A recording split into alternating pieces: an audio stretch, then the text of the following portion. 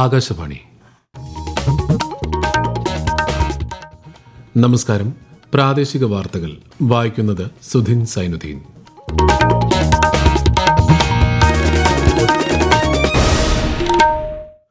പ്രധാന വാർത്തകൾ. ബീഹാർ നിയമസഭാ തെരഞ്ഞെടുപ്പിനുള്ള പ്രചാരണത്തിന് പ്രധാനമന്ത്രിയും BJP മുതിർന്ന നേതാവുമായ നരേന്ദ്രമോദി ഇന്ന് തുടക്കം കുറിക്കും.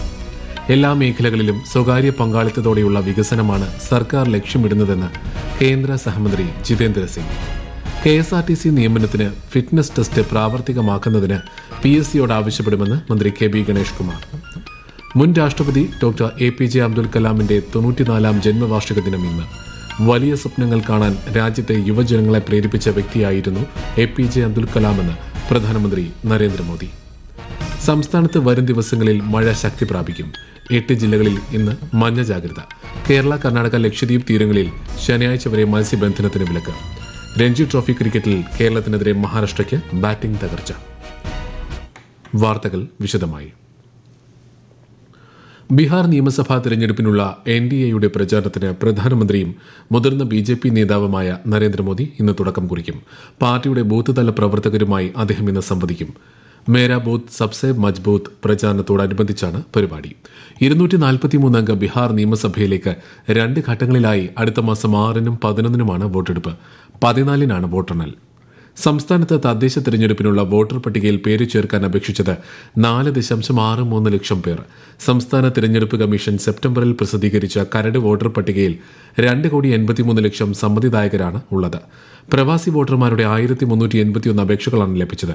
പേരുകൾ നീക്കം ചെയ്യാൻ ലഭിച്ച 1,96,000-ലേറെ അപേക്ഷകളിൽ നടപടികൾ തുടരുകയാണ്.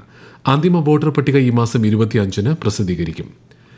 എല്ലാ മേഖലകളിലും സ്വകാര്യ പങ്കാളിത്തത്തോടെയുള്ള വികസനമാണ് സർക്കാർ ലക്ഷ്യമിടുന്നതെന്ന് കേന്ദ്ര സഹമന്ത്രി Jitendra Singh.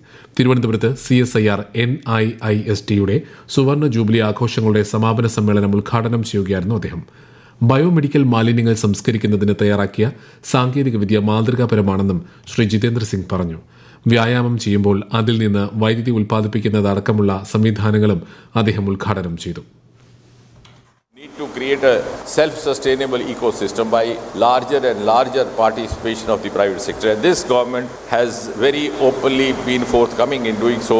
As you have seen in the last few years, we have opened up even those sectors which were considered taboo ones. We have opened up the space sector, and this year itself budget declared the opening of the nuclear sector, which was hardly imagined by anybody. So you can understand how much forthcoming is the patronage from the political dispensation headed by Prime Minister Modi. KSRTC നിയമനത്തിന് പോലീസിലേതുപോലെ fitness test പ്രാവർത്തികമാക്കുന്നതിന് PSCയോട് ആവശ്യപ്പെടുമെന്ന് മന്ത്രി KB Ganesh Kumar. തിരുവല്ലയിൽ ഗതാഗത വകുപ്പിന്റെ വികസന ലക്ഷ്യങ്ങൾ vision 2031 എന്ന സെമിനാറിൽ സംസാരിക്കുകയായിരുന്നു അദ്ദേഹം. കാലത്തിന്റെ മാറ്റങ്ങൾ ഉൾക്കൊണ്ട് പൊതുഗതാഗത വകുപ്പിൽ AI ഉൾപ്പെടെ ഉപയോഗപ്പെടുത്തുമെന്നും മന്ത്രി പറഞ്ഞു. നിരോധിത എയർ ഹോൺ ഉപയോഗിക്കുന്ന വാഹനങ്ങൾ കണ്ടെത്താൻ മോട്ടോർ വാഹന വകുപ്പിന്റെ സംസ്ഥാന വ്യാപക പരിശോധന തുടരുന്നു. 2 ദിവസം നടന്ന പരിശോധനയിൽ 390 കേസുകളിലായി 5,18,000 രൂപ പിഴ ഈടാക്കി. കൂടുതൽ വിവരങ്ങളുമായി ആകാശവാണി തിരുവനന്തപുരം ജില്ലാ പ്രതിനിധി രജു കോലിക്കോട്. നിരോധിത എയർ ഹോൺ വ്യാപകമായതോടെ ഗതാഗത സെക്രട്ടറിയോടും ട്രാൻസ്പോർട്ട് കമ്മീഷണറോടും കോടതി വിശദീകരണം ആവശ്യപ്പെട്ട സാഹചര്യത്തിലാണ് വാഹന പരിശോധനയ്ക്ക് നിർദ്ദേശം നൽകിയത്. സൂപ്പർ ചെക്കിംഗ് സ്ക്വാഡിനെയും രൂപീകരിച്ചിട്ടുണ്ട്. എയർ ഹോൺ കണ്ടെത്തിയാൽ ആ പ്രദേശത്തിന്റെ ചുമതലയുള്ള ഉദ്യോഗസ്ഥർക്കെതിരെ വകുപ്പ് തല നടപടിയുണ്ടാകുമെന്ന് കമ്മീഷണർ അറിയിച്ചു. പിടിച്ചെടുക്കുന്ന എയർ ഹോണുകൾ പൊതുസ്ഥലത്ത് വെച്ച് റോഡ് റോളർ കയറ്റി നശിപ്പിക്കാൻ നിർദ്ദേശം നൽകിയിരുന്നു. 90 മുതൽ 125 ഡെസിബൽ വരെയുള്ള ഹോണുകളാണ് അനുവദിച്ചിട്ടുള്ളത്. എന്നാൽ 120 മുതൽ 170 വരെ ഡെസിബൽ എയർ ഹോണുകളാണ് ആരോഗ്യ പ്രശ്നങ്ങൾ ഉണ്ടാക്കുന്നത്. പട്ടികജാതി വിഭാഗത്തെ പൊതുധാരയിലേക്ക് എത്തിക്കുക എന്ന ലക്ഷ്യത്തോടെ ആരംഭിച്ച സാമൂഹ്യ ഐക്യദാർഢ്യ പക്ഷാചരണം നാളെ സമാപിക്കും. സമാപന സമ്മേളനം മന്ത്രി OR കേളു തിരുവനന്തപുരം ആര്യനാട് ഉദ്ഘാടനം ചെയ്യും. ഈ മാസം 2-നാണ് പക്ഷാചരണത്തിന് തുടക്കമായത്. കുന്നംകുളം മുൻ MLAയും CPM നേതാവുമായ ബാബു M പാലിശ്ശേരിയുടെ സംസ്കാരം ഇന്ന് നടക്കും. ഉച്ചതിരിഞ്ഞ് 2 മണിക്ക് കുന്നംകുളം കൊരട്ടിക്കരയിലെ വീട്ടുവളപ്പിൽ പോലീസ് ബഹുമതികളോടെയായിരിക്കും സംസ്കാരം. പാർക്കിൻസൺസ് രോഗബാധിതനായി ചികിത്സയിലിരിക്കെ ഇന്നലെയായിരുന്നു അന്ത്യം. കൊല്ലത്ത് 17-കാരിയെ പീഡിപ്പിച്ച കേസിൽ പ്രതി ബിനുവിന് 51 വർഷം കഠിന തടവ് ശിക്ഷ. കൊല്ലം ഫാസ്റ്റ് ട്രാക്ക് സ്പെഷ്യൽ കോടതിയാണ് ശിക്ഷ വിധിച്ചത്. പോക്സോ അടക്കമുള്ള വകുപ്പുകളിൽ 51 വർഷം കഠിന തടവും 2,70,000 രൂപ പിഴയുമാണ് ശിക്ഷ. മുൻ രാഷ്ട്രപതി ഡോക്ടർ APJ അബ്ദുൽ കലാമിന്റെ 94ാം ജന്മവാർഷിക ദിനം ഇന്ന്. മിസൈൽ മാൻ ഓഫ് ഇന്ത്യ എന്നാണ് അദ്ദേഹം അറിയപ്പെടുന്നത്. ലോക വിദ്യാർത്ഥി ദിനമായും ഇന്ത്യ ഈ ദിവസം ആചരിക്കുന്നുണ്ട്.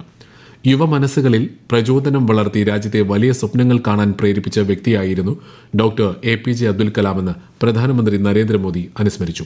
ഈ വാർത്തകൾ ആകാശവാണിയിൽ നിന്ന്. ആകാശവാണി വാർത്തകളും വാർത്താ അധിഷ്ഠിത പരിപാടികളും all India radio news Thiruvananthapuram YouTube ചാനലിലും all India radio news Thiruvananthapuram Facebook പേജിലും AIR ന്യൂസ് _തിരുവനന്തപുരം ഇൻസ്റ്റഗ്രാം അക്കൌണ്ടിലും @AIR ന്യൂസ് _TVM X ഹാൻഡിലും ലഭ്യമാണ്. സംസ്ഥാനത്ത് വരും ദിവസങ്ങളിൽ മഴ ശക്തി പ്രാപിക്കും. 8 ജില്ലകളിൽ ഇന്ന് മഞ്ഞ ജാഗ്രതയാണ്. തിരുവനന്തപുരം, കൊല്ലം, പത്തനംതിട്ട, ആലപ്പുഴ, കോട്ടയം, എറണാകുളം, ഇടുക്കി, തൃശൂർ ജില്ലകളിലാണ് മുന്നറിയിപ്പ്. കേരള, കർണാടക, ലക്ഷദ്വീപ് തീരങ്ങളിൽ ഇന്ന് മുതൽ ഈ മാസം 18 വരെ മത്സ്യബന്ധനത്തിന് വിലക്ക് ഏർപ്പെടുത്തി. കള്ളക്കടൽ പ്രതിഭാസത്തിന്റെ ഭാഗമായി നാളെ രാത്രി വരെ തിരുവനന്തപുരം, കൊല്ലം തീരങ്ങളിൽ കടലാക്രമണത്തിനും സാധ്യതയുണ്ട്. രഞ്ജി ട്രോഫി ക്രിക്കറ്റിൽ കേരളത്തിനെതിരെ മഹാരാഷ്ട്രയ്ക്ക് ബാറ്റിംഗ് തകർച്ച. ടോസ് നഷ്ടപ്പെട്ട് ആദ്യം ബാറ്റ് ചെയ്ത മഹാരാഷ്ട്രയ്ക്ക് 18 റൺസ് എടുക്കുന്നതിനിടെ 5 വിക്കറ്റുകൾ നഷ്ടമായി. ഉച്ചഭക്ഷണത്തിന് പിരിയുമ്പോൾ മഹാരാഷ്ട്ര 26 ഓവറിൽ 5 വിക്കറ്റ് നഷ്ടത്തിൽ 81 റൺ എന്ന നിലയിലാണ്. സർദാർ വല്ലഭായ് പട്ടേലിന്റെ 150ാം ജന്മവാർഷിക ആഘോഷങ്ങളുടെ ഭാഗമായി ഏക് ഭാരത് ശ്രേഷ്ഠ ഭാരത് സന്ദേശമുയർത്തി സംഘടിപ്പിക്കുന്ന പരിപാടികളിൽ ലക്ഷദ്വീപും പങ്കാളിയാകും. ഈ മാസം 31 മുതൽ 16 വരെയാണ് പരിപാടികൾ സംഘടിപ്പിക്കുന്നത്. എല്ലാ ദ്വീപുകളിലുമായി ഏകതാ മാർച്ചുകൾ, ക്വിസ്, ഉപന്യാസം, സോഷ്യൽ മീഡിയ, റീൽസ് ഉൾപ്പെടെ വിവിധ കലാകായിക മത്സരങ്ങളും നടക്കും. ഉത്തര കേരളത്തിലെ ക്ഷേത്രോത്സവങ്ങൾക്ക് തുടക്കം കുറിക്കുന്ന കടലുണ്ടിയിലെ വാവുത്സവത്തിന് ഇന്ന് കൊടിയേറി. 21-നാണ് പ്രസിദ്ധമായ വാവുത്സവം. ആകാശവാണി കോഴിക്കോട് ജില്ലാ പ്രതിനിധി നസീർ ബാബു തയ്യാറാക്കിയ റിപ്പോർട്ട്.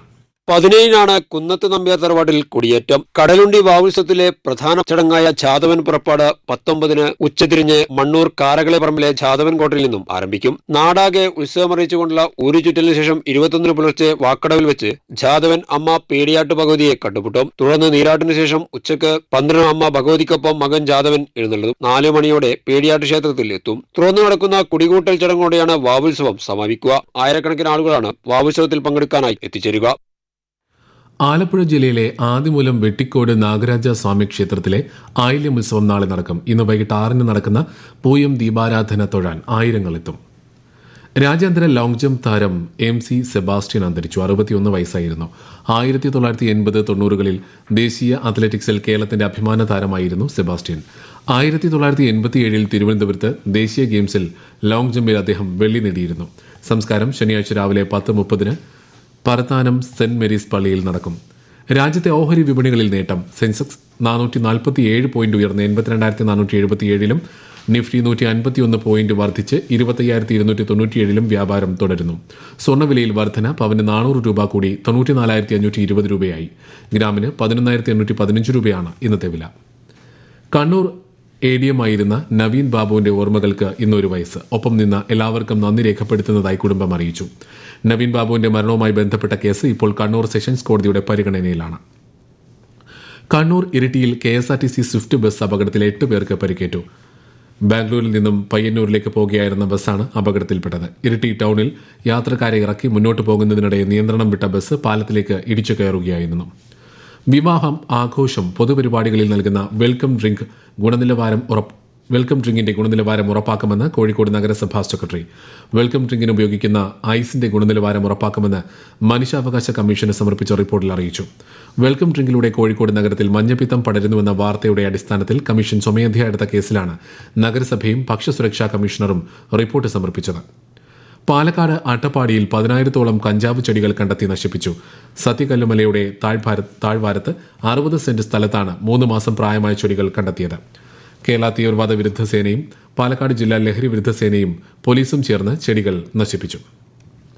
പ്രധാന വാർത്തകൾ വീണ്ടും. ബീഹാർ നിയമസഭാ തെരഞ്ഞെടുപ്പിനുള്ള പ്രചാരണത്തിന് പ്രധാനമന്ത്രിയും BJP മുതിർന്ന നേതാവുമായ നരേന്ദ്രമോദി ഇന്ന് തുടക്കം കുറിക്കും.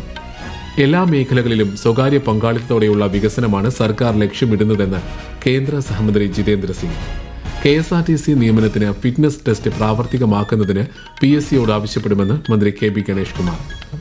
മുൻ രാഷ്ട്രപതി ഡോക്ടർ APJ അബ്ദുൽ കലാമിന്റെ 94-ാം ജന്മവാർഷിക ദിനം ഇന്ന്. വലിയ സ്വപ്നങ്ങൾ കാണാൻ രാജ്യത്തെ യുവജനങ്ങളെ പ്രേരിപ്പിച്ച വ്യക്തിയായിരുന്നു APJ അബ്ദുൽ കലാമെന്ന് പ്രധാനമന്ത്രി നരേന്ദ്രമോദി. സംസ്ഥാനത്ത് വരും ദിവസങ്ങളിൽ മഴ ശക്തി പ്രാപിക്കും. 8 ജില്ലകളിൽ നിന്ന് മഞ്ഞ ജാഗ്രത. കേരള, കർണാടക, ലക്ഷദ്വീപ് തീരങ്ങളിൽ ശനിയാഴ്ച വരെ മത്സ്യബന്ധനത്തിന് വിലക്ക്. രഞ്ജി ട്രോഫി ക്രിക്കറ്റിൽ കേരളത്തിനെതിരെ മഹാരാഷ്ട്രയ്ക്ക് ബാറ്റിംഗ് തകർച്ച. പ്രാദേശിക വാർത്തകൾ കഴിഞ്ഞു. അടുത്ത വാർത്താ പ്രക്ഷേപണം 12:50.